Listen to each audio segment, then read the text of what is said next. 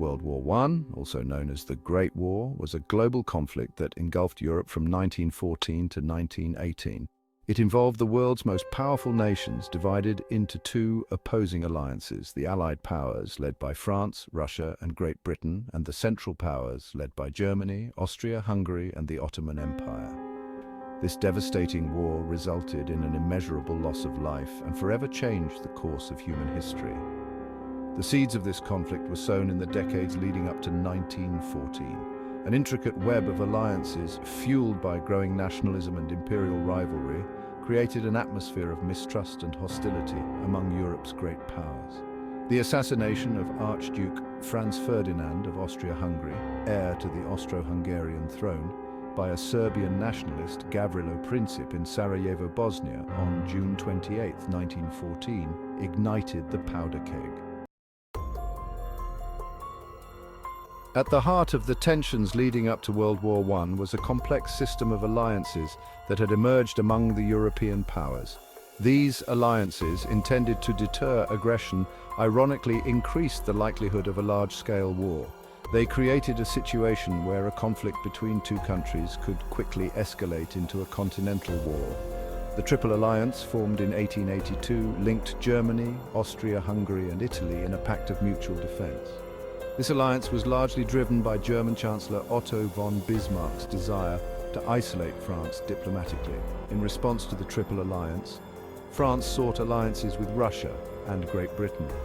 The Franco-Russian alliance was formally established in 1894, followed by the Anglo-French Entente Cordiale in 1904 and the Anglo-Russian Entente in 1907. These agreements, while not formal military alliances, created a counterweight to the Triple Alliance and formed the basis of the Triple Entente. Another significant factor that contributed to the outbreak of World War I was the rise of nationalism.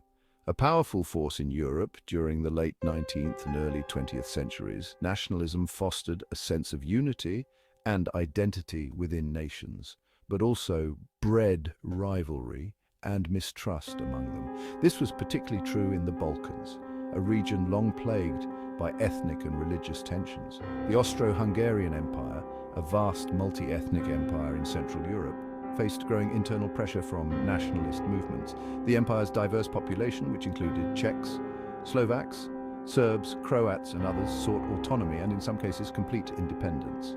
Serbia, an independent Slavic nation, emerged as a center of pan-Slavic nationalism, a movement that sought to unite the Slavic peoples of the Balkans under Serbian leadership. This movement posed a direct threat to Austria-Hungary, which viewed Serbia with suspicion and hostility. The Balkans, a region in southeastern Europe, has long been a hotbed of political and ethnic conflict. Referred to as the powder keg of Europe, the region had been the scene of numerous wars and uprisings in the decades leading up to World War I. The Ottoman Empire, which had ruled much of the Balkans for centuries, was in decline, and its weakness created a power vacuum that various European powers sought to fill. Austria-Hungary's annexation of Bosnia and Herzegovina, a predominantly Slavic-populated territory in 1908, further heightened tensions in the region. Serbia, with the backing of Russia, vehemently opposed the annexation, viewing it as a blow to Serbian nationalism and an expansion of Austrian influence in the Balkans. This event exacerbated tensions between Austria-Hungary and Serbia and set the stage for the coming clash. August's guns, the July crisis of 1914. The assassination of Archduke Franz Ferdinand in Sarajevo on June 28, 1914, ignited the powder keg of Europe. Austria-Hungary issued an ultimatum to Serbia on July 23, 1914. Austria-Hungary declared war on Serbia on July 28, 1914. Germany declared war on Russia on August 1, 1914.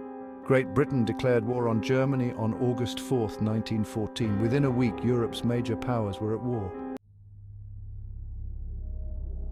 Section 6. Total War, a new kind of conflict. World War I was a conflict unlike any the world had ever seen. It was a total war. one in which entire societies were mobilized for the war effort. Millions of men were drafted into the armed forces, and women took on traditionally male roles in factories, fields, and offices.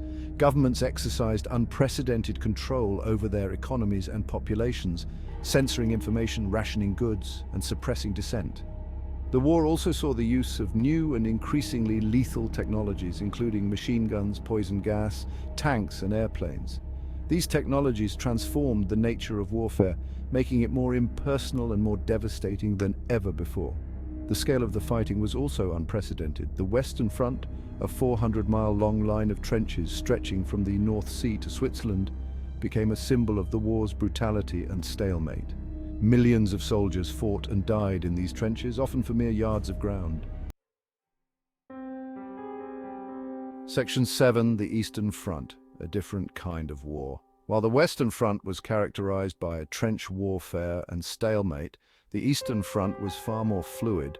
The vast distances and harsh conditions of the Eastern Front made trench warfare impractical, and fighting was often more mobile and less predictable. Russia, with its vast reserves of manpower but poorly equipped army, faced the combined might of Germany and Austria-Hungary on the Eastern Front. The fighting on the Eastern Front was brutal and costly for both sides, but ultimately proved decisive. Russia's immense sacrifices weakened the Central Powers and contributed to their eventual defeat. Section 8. The Legacy of the Great War. World War I had a profound and lasting impact on the course of the 20th century. The war resulted in an estimated 40 million casualties, including 20 million deaths, and caused widespread destruction and economic devastation across Europe.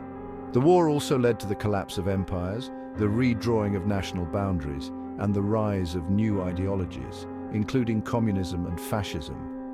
The Treaty of Versailles, signed in 1919, formally ended the war but failed to address the underlying causes of the conflict. The treaty imposed harsh penalties on Germany, including territorial losses, disarmament, and crippling reparations. These punishments created resentment and instability in Germany, contributing to the rise of Adolf Hitler and the Nazi Party, and ultimately paving the way for World War II. Section 9. Conclusion. The Road to World War II. World War I was a tragedy of unprecedented proportions, a conflict that shattered the old order and ushered in an era of uncertainty and upheaval. The causes of the war were complex and interconnected, stemming from a tangled web of alliances, rising nationalism, and a series of miscalculations and misjudgments by European leaders. The war's legacy was equally complex and far-reaching, shaping the political, social, and economic landscape of the 20th century and casting a long shadow over the decades that followed.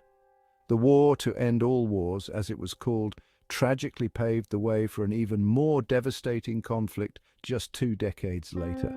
Understanding the causes and consequences of World War I is essential for understanding the world we live in today.